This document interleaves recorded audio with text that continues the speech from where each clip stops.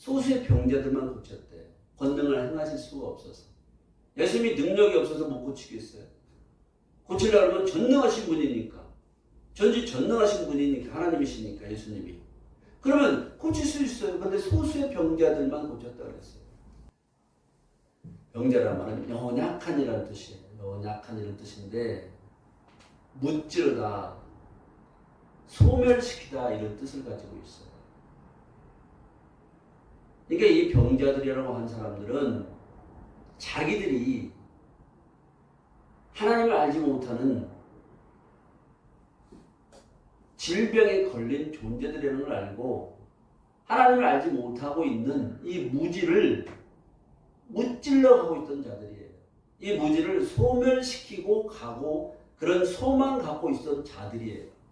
그래서 예수님의 가르침을 들으니까 예수님이 그렇게 하시는 말씀이 참으로 맞구나. 이걸 깨달은 거예요. 예수님은 이런 자들에게 역사하시는 거예요. 오늘날도 마찬가지예요. 내 안에 무지가 있구나.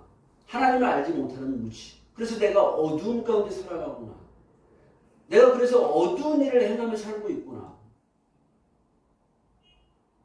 이 자신을 볼 수 있는 그런 존재들을 이야기하는 거예요. 소수의 병자들이라는 것은. 소수라는 얘기는 메아팀이라고 하는데, 메아팀. 히브리어로. 하나님의 지혜로 내 얼굴이 사람의 얼굴을 한 그런 존재가 아니라 그리스도 예수의 얼굴로 변화되는 이 사역을 하고 있는 존재를 소수라고 번역을 해놓고 있어요. 그래서 무지가 작아지기를 원하는 그런 존재를 얘기하는 거예요. 메아팀은 작다 이런 뜻이죠. 작음, 작다. 내 무지가 작아지기를 원하는 자들이에요. 내 무지가 작아진다는 얘기는 사람의 얼굴은 없어지고 그리스도 예수의 얼굴로 변화되기를 원하는 자들을 얘기하는 거예요. 이렇게 원하는 자들을 예수님이 치유해 주셨다라고 말씀하고 있는 것이지 그냥 몇 사람만 고쳐주셨다 이런 말씀이 아닌 거예요.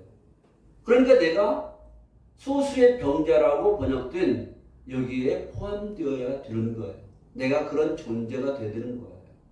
내가 무지한 존재구나. 하나님을 알지 못하는 어둠 가운데 살아가는 존재구나. 그러니까 내가 아주 악하고 부정하고 아주 더러운 삶을 살아가는 존재구나. 이걸 깨닫고 이것들을 어떻게 하면 없앨 수 있을까?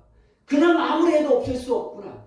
예수님이 가르쳐 주신 하늘의 가르침, 그 선지자로서 예언자로서 오신 그 하늘의 가르침을 그 말씀을 맡아서 오셔서 가르친 그 가르침을 내가 받고 이 무지를 없앨 수 있구나.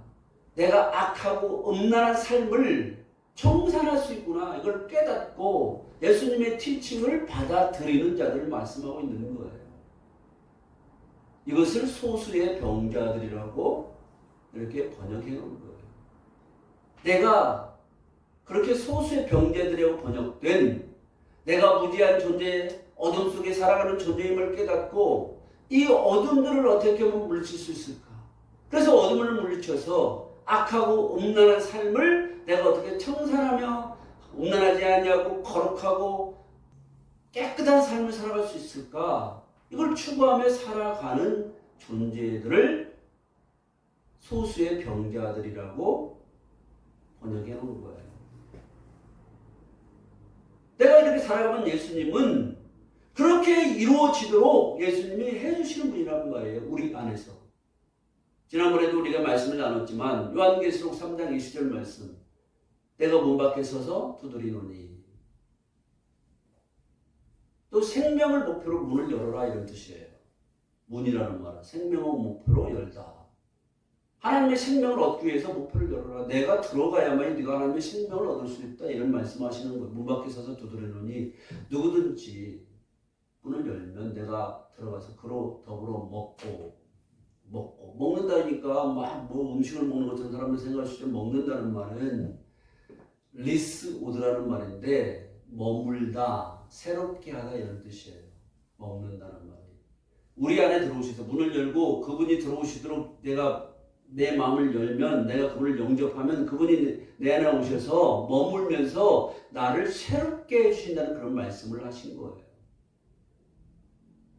그러니까 내가 예수님을 영접한다는 얘기는 내 마음을 여는 거예요. 그래서 그분이 와서 내 안에 머무시면서 나를 새롭게 만드시는 일을 하시도록 내어드리는 삶인 거예요. 그러면 그분이 내 안에 머무시면서 나를 새롭게 하시는 이 일에 내가 따라가야 되는 거죠. 이걸 순종이라고 하는 거예요. 복종이라고 하는 것이고, 이걸 믿음이라고 하는 거예요. 내가 그분에게 내어드리실 때 그분이 오셔서 나를 새롭게 하신다는 이 믿음이 있어야 돼요. 나라는 육신의 속성을 가져서 하나님을 모르는 무직 가운데 어둠 가운데 살아가는 나라는 존재는 없어야 된다는 것을 깨달아야 되는 것이고, 그런 깨달음을 가지고 이것을 없애기 위해서 어떻게 되냐, 그분이 오셔서 내 안에 머무시면서 새롭게 하시는 그 역사를 따라서 내가 그 역사를 따라 살아갈 때 그렇게 무지가 없어지고 내가 새로운 존재가 되는 거예요. 그래서 고린도전서 5장 17절에서 그런즉 누구든지 그리스도 안에 있으면 새로운 피조물이라. 보라, 이전 것은 지나갔으니 새 것이 되었다라고 말씀하는 거예요. 그리스도 안에 있어야 되는 거예요. 그리스도 안에. 예수님은 그렇게 이 땅에 오셨어요.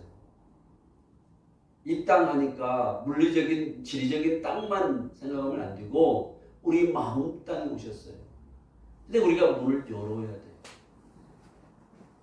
내가 예수님을 믿는다, 예수님을 영접했다 했지만 진정으로 내가 예수님을 영접했는지 여러분들이 자문해 보시길 바랍니다. 영접했으면 그분이 내 안에서 머무시면서 나를 새롭게 하십니다. 그게 치유인 거예요. 하늘의 존재로 나를 만드시는 거예요. 지금도 주님이 오셔서 지금 나는 병든 존재입니다. 이 병을 고치기를 원합니다. 무지의 병, 하나님을 알지 못하는 병, 어둠 가운데 살아가는 병, 악한 사람 삶 가운데 살아가는 병에 걸린 사람입니다. 인정하고 이것들을 내가 다 처리하기를 원합니다. 주님, 내가 치유받기를 원합니다. 할 때 주님의 치유가 시작되는 거예요. 내 감정이 치유가 되고 내 생각하는 것이 치유가 되는 거예요. 다른 사람들은 슬프고 놀라고 죽을 것 같은 그런 상황에 부딪히지만 나는 똑같은 상황을 만나도 새롭게 변화되면, 새롭게 변화된 하늘의 존재로서 내가 이 땅에 소망을 두지 않고 그런 것들을 이겨낼 수 있는 삶을 주시는 거예요. 내 삶이 변화되는 거예요. 우리가 약할 때 강함 대신에 찬송을 불렀던 것처럼 내 연약함들이 치유가 될 때 그분이 내 안에 거하심으로, 그분으로 충만하게 됨으로 나는 그분과 함께 연합하여 살게 되므로 약한 자가 아니라 내가 그분과 함께 강한 자가 되는 거예요. 모든 것을 이길 수 있는 거예요.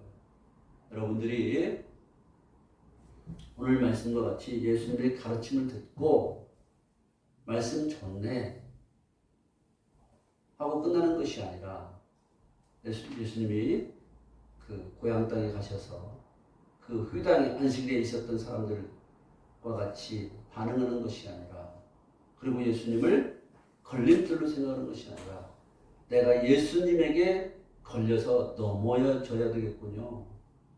나라는 육신의 속성을 가진 존재가 그대로 서 있어서는 안 되겠군요. 걸려져서 넘어져서 파멸돼야 되겠군요. 그럴 때 당신에게 내가 걸려 넘어짐으로 말미암아 나는 당신의 것으로 채워져서 당신의 원하시는 그 목표점에 이르러서 영원히 안식하게 될 것입니다. 여러분들이 계속 쌓아 올리시길 바랍니다.